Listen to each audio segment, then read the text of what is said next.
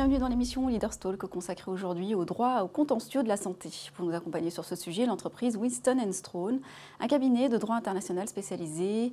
Alors quels sont les points de vigilance à considérer lorsque l'on est un professionnel de la santé? Eh bien, pour répondre à cette question, Gilles Bigot, cofondateur du cabinet, précisément, bonjour. Bonjour Linda. Alors on a bien compris que vos clients étaient des professionnels de la santé. À quel type de besoins juridiques et contentieux doivent-ils faire face pour bien comprendre? Nos clients sont des laboratoires d'analyse médicale, des dentistes, des radiologues, des radiothérapeutes, des établissements de soins, des biotech, des vétérinaires. Tous ces clients font face à un monde extrêmement réglementé. Ils sont pris en étau entre le droit commun et le droit propre à la santé publique, à la réglementation, à la déontologie qui leur est opposable. À ce titre, nous les accompagnons pour qu'ils soient en mesure de structurer, rationaliser, développer, mettre en œuvre leurs projets, leurs partenariats, leurs activités innovantes. Et à ce titre, nous sommes en permanence à l'affût de la moindre erreur d'ordre juridique qui serait susceptible d'entraîner leur responsabilité civile, réglementaire, déontologique ou pénale. De manière générale, quels sont les points de vigilance à considérer quand on est un professionnel de santé? Les points d'attention principaux sont liés à la combinaison extrêmement périlleuse entre le droit commun, qui encadre toute activité économique, telle que le droit civil, la fiscalité, et les règles déontologiques propres à chaque profession, qui ne s'accommodent pas toujours très facilement entre elles.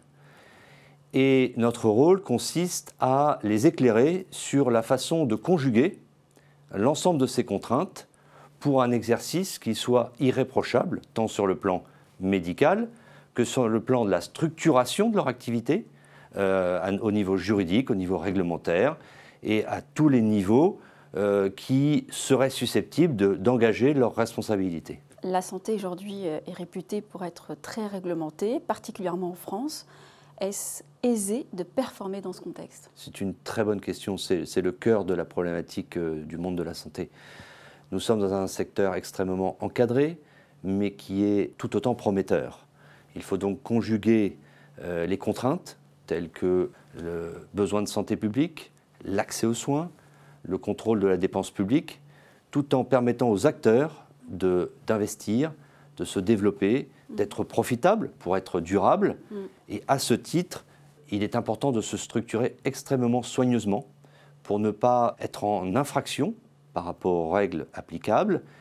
Mais dès lors que ce but est atteint, que l'on a soigneusement mis en place son mode opératoire, son financement, sa structuration juridique et réglementaire, alors ce monde qui est contracyclique, comme je le dirais par la suite, eh bien, s'avère extrêmement attirant, porteur et tout à fait éthique. D'un côté, il est réglementé peut-être, mais de l'autre, il est aussi très attractif. Comment vous percevez son évolution à moyen long terme? Le monde de la santé est très prometteur. Il est par nature contracyclique. Quel que soit l'état de l'économie, les besoins de santé et de soins ne diminueront jamais.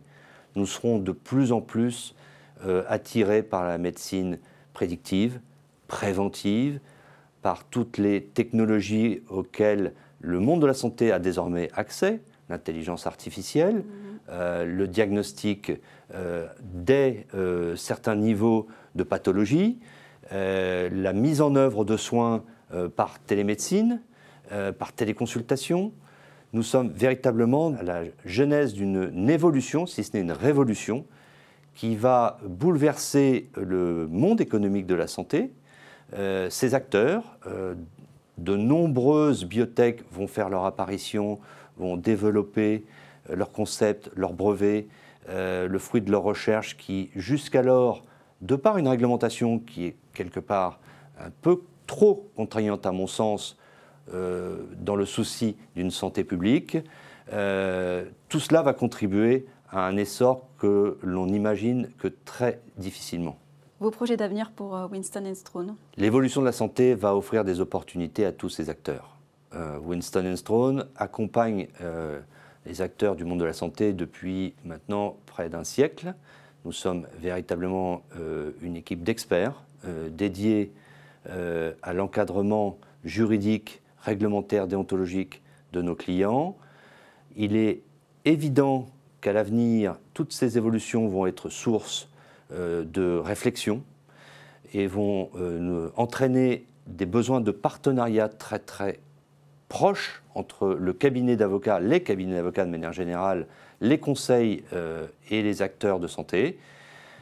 Il est évident que nous sommes bien placés historiquement, par expérience, sur ce sujet et que nous aurons à cœur d'accompagner en étant toujours, grâce à nos clients, grâce aux synergies qui s'opèrent, à la pointe des évolutions. Merci d'avoir été avec nous.